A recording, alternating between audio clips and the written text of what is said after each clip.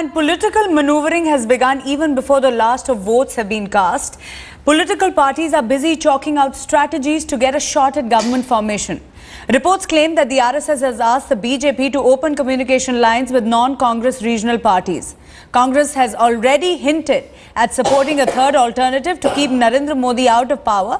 Congress is floating the idea of an enlarged UPA-III taking on board new allies, but several regional outfits like the JDU and Trinamool Congress have denied any possibility of tying up with the BJP despite being opposed to the Congress. Brijesh, the political parties are not even waiting for polling to end. Already the machinations have begun. What is your sense on the ground?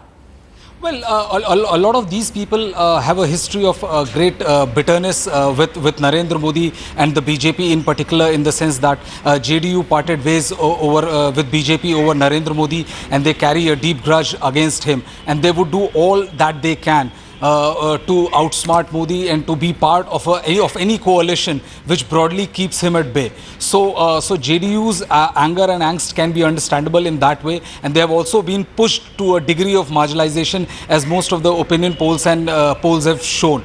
But apart from that, there are also various regional considerations which will be of most paramount importance to various parties. Say, for example, party like Trinamool Congress, which is also going to have assembly elections in near future. They would also want any word on any kind of truck or alliance with the BJP might antagonize their co-constituency of the Muslims in West Bengal. So all these parties, they have their internal compulsions which will definitely force them to align or realign against the BJP. But Maruk, it all depends on the number. If the BJP or the NDA gets somewhere in the region of 220 and 230, then it will be very difficult for the rest of the parties because then it will have to be a huge large coalition to stop BJP or the NDA from coming to power. I want to go to Nupur Sharma of the BJP. Nupur, there are certain reports that perhaps the RSS has told the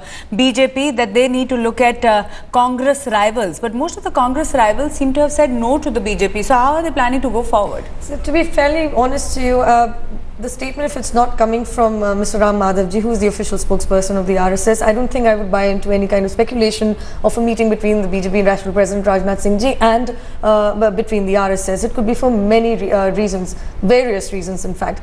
But however, I'd like to comment on the way this election is being fought, because I'm coming back from Varanasi. I flew in on the 10th, and it's an absolutely biased way that the administration is actually trying to stop the BJP workers. In my own experience, I went to Rohania in spite of having a receipt and an official car with the due permission from the EC. We were stopped at Rohania, and the police guy asked us, either you dump the stuff back into the election office of Rohania Vidhan Sabha, or you go back into the city. We're not going to allow you to canvass. So this is something that I've faced for a couple of days that I spent in Varanasi. So I'm actually taking away from where the question you asked me, because that's something that you want to leave to after 16th of May. There's let me ask Vivek Bansal of the Congress Party. Vivek, as far as the Congress Party is concerned, they're really scouring for options right now. Anyone will do, as long as it has nothing to do with the BJP. Definitely, in a scenario like this or whatever, you know, but we have to be ready for all possible combinations and permutations. But there is also the fear that it is the Congress Party that might become the untouchable. Well, that is. I don't agree with that, and neither anybody is going to buy that. Everybody knows that who all are political pariahs or politically untouchable as far as the rest of the political parties or regional political outfits are concerned.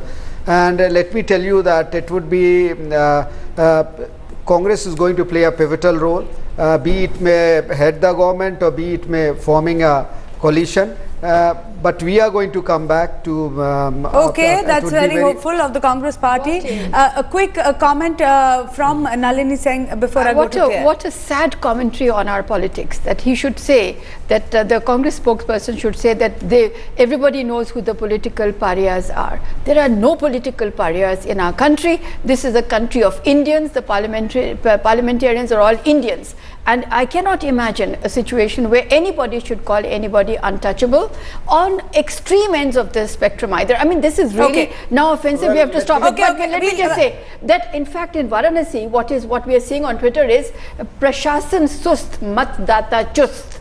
That in fact the administration is very tardy, but the voter wants to vote. So something must be happening which is going wrong. Let me go across to Pierre Fritter, who joins me from the Election Info Center with an update. Pierre, over to you. Baraka, it's very interesting. Early in the morning, Sambit Patra had that noticed that faux pas by Ajay Rai. You want to call it a faux pas or a deliberate mistake. But there have been a few interesting comments coming in on Twitter. We see one person saying the EC facilitated Ajay Rai with an FIR. He should be happy now to be equated with Narendra Modi. The implication over here being that he probably isn't equal to Narendra Modi. Ash Dubey says, should hands be cut off? The BJP's Murli Manohar Joshi defends the Congress's Ajay Rai. Now, actually, what happened in that Murli Manohar Joshi soundbite, Maruk, is he said the BJP shouldn't be worrying about such problems when it's so far ahead. He was talking, of course, about Narendra Modi's lead in Varanasi.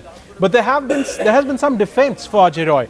One person saying the same BJP cadre who were defending Modi wearing the lotus symbol after voting are now abusing the Congress's Ajay Rai.